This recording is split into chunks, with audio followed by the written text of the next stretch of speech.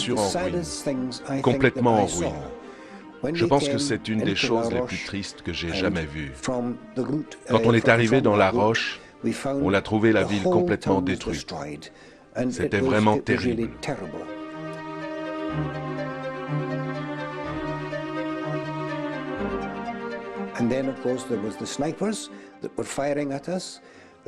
Et bien sûr, il y avait des snipers qui nous tiraient dessus. Il y avait les tirs de mortier et d'obus.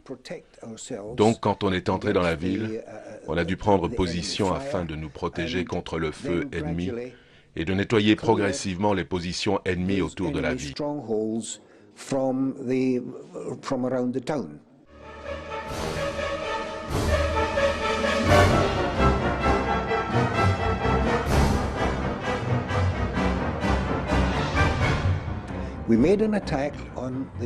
On a attaqué l'artillerie qui était sur les hauteurs de l'autre côté de la rivière.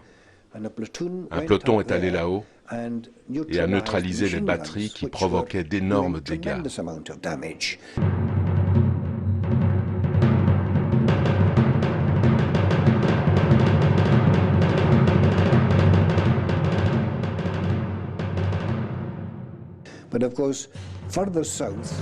Mais bien sûr, plus au sud, les points d'observation pour l'artillerie étaient encore là. On a donc dû occuper la ville afin que les autres bataillons de la Highland Division puissent traverser.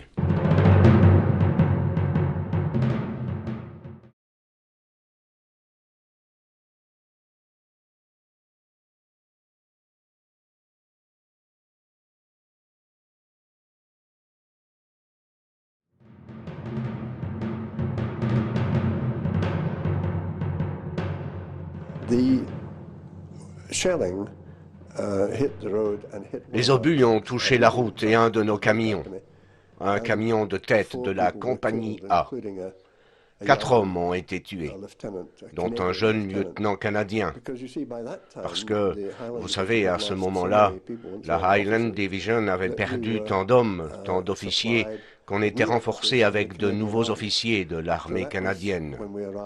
Nous sommes donc arrivés à La Roche et nous avons marché à travers la ville.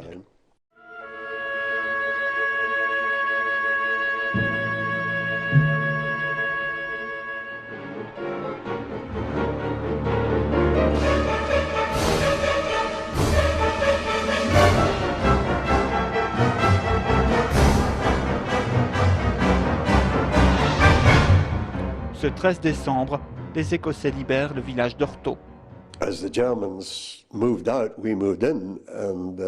Alors qu'on entrait, les Allemands sortaient. Il y avait encore de la nourriture chaude, presque chaude.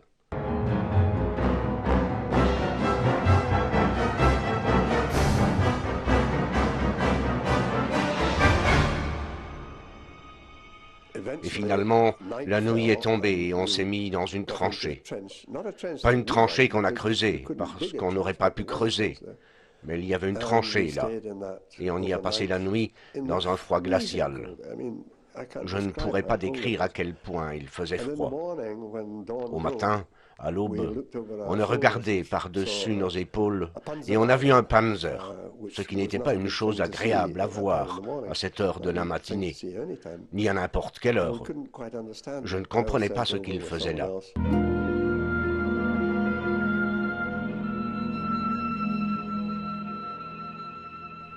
J'ai alors envoyé quelqu'un en observation.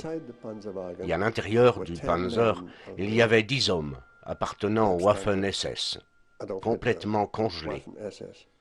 Ils avaient été touchés par une roquette, mais ils étaient intacts, dans leur uniforme, avec leur équipement.